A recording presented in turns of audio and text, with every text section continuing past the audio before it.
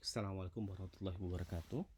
Kali ini saya menyampaikan tentang sebuah konsep pendidikan Islam kontemporer. Seperti kita ketahui bahwa konsep pendidikan Islam di zaman terdahulu sudah sukses. Lalu, bagaimana kita mewujudkan konsep pendidikan Islam yang kontemporer, yang relevan dengan kemajuan zaman? Konsep yang saya ajukan adalah mengenai pendidikan yang mencetak generasi cerdas berkarakter Qur'ani.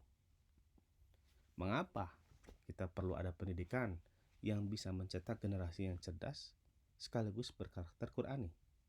Karena yang kita pahami adalah konsep pendidikan itu harus menggambarkan sebuah tawazun, keseimbangan dari sisi akademiknya, karakter adabnya, dan ilmu agamanya.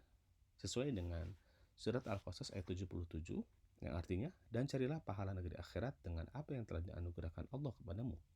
Tetapi janganlah kamu lupakan bagianmu di dunia dan berbuat baiklah kepada orang lain, sebagaimana Allah telah berbuat baik kepadamu. Dan janganlah kamu berbuat kerusakan di muka bumi ini. Dari ayat ini kita melihat bahwa pentingnya kita melihat sebuah keseimbangan antara usaha mencapai kebaikan di akhirat dengan menjalani kehidupan di dunia dan melakukan kebaikan kepada sesama, sebagaimana Allah telah berbuat baik kepada kita.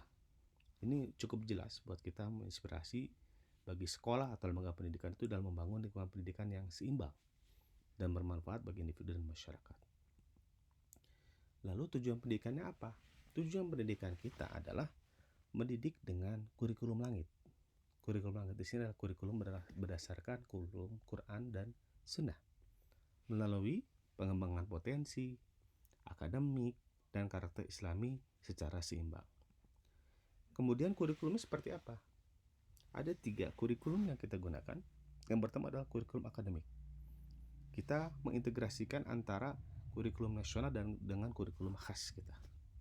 Untuk kurikulum khas sendiri, yang pertama adalah dengan mengintegrasikan nilai-nilai keimanan dalam pembelajaran mapel umum.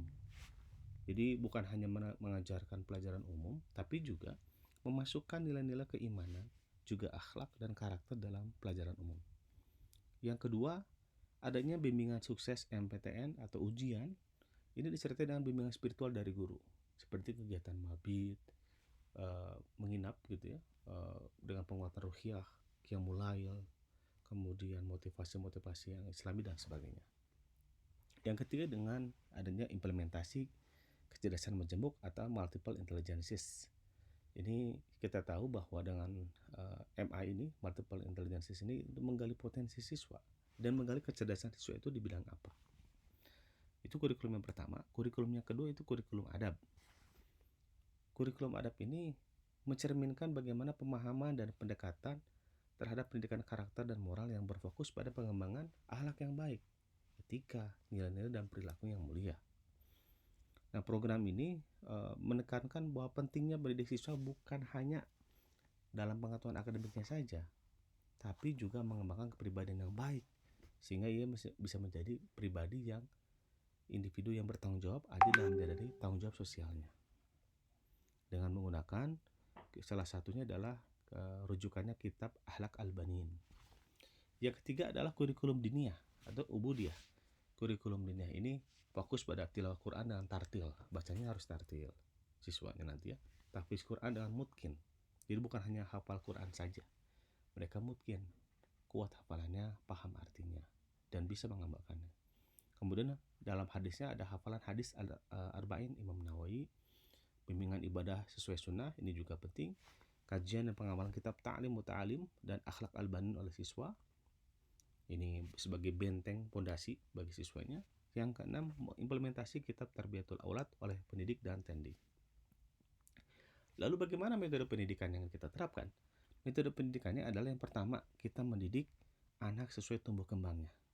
Beda anak, beda usia anak, itu beda perkembangan tumbuh kembangnya, beda penanganannya. Oleh karenanya, sudah seharusnya pendidikan di kita menerapkan pengembangan potensi anak, pengembangan tumbuh kembang anak sesuai dengan kaidahnya. Yang kedua, pendidikan karakter. Bagaimana pendidikan karakter ini? Ya, dengan 4 cara. Yang pertama adalah dalam penanaman moral oleh guru, melalui nasihat, melalui cerita, dan bentuk lainnya. Yang kedua, pembiasaan atau habituasi. Sudah ditanamkan moralnya, akhlaknya, kemudian dibiasakan. Yang ketiga, yang tidak kalah penting adalah keteladanan. Keteladanan dari pendidik dan tenaga kependidikan. Sehingga para siswa memiliki role model dari guru-gurunya.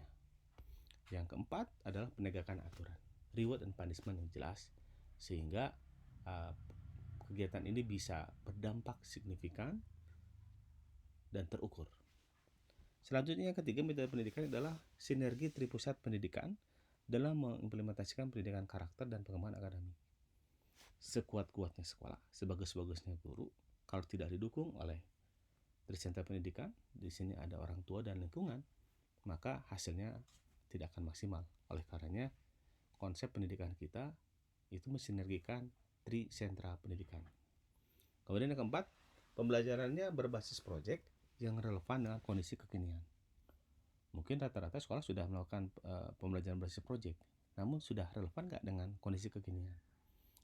Ini adalah salah satu kunci supaya siswa kita selalu relevan dengan perkembangan zaman.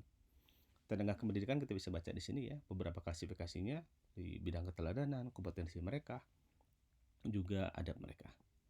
Di quality assurance ini yang kita harapkan dari lulusan kita, siswa bisa secara kognitif seperti apa, kemudian secara adab seperti apa, secara ibadahnya seperti apa, secara kemampuan dirinya seperti apa. Akhirnya saya tutup dengan sebuah quotes menarik bahwa education is the most powerful weapon which you can use to change the world. Bahwa pendidikan ini adalah salah satu senjata paling ampuh yang bisa digunakan untuk mengubah dunia. Artinya melalui pendidikan kita bisa merubah nasib seseorang, melalui pendidikan kita bisa merubah sebuah bangsa. Oleh karenanya pendidikan yang baik adalah pendidikan yang bisa merubah ke arah positif bagi peserta didik. Demikian saya sampaikan, terima kasih. Assalamualaikum warahmatullahi wabarakatuh.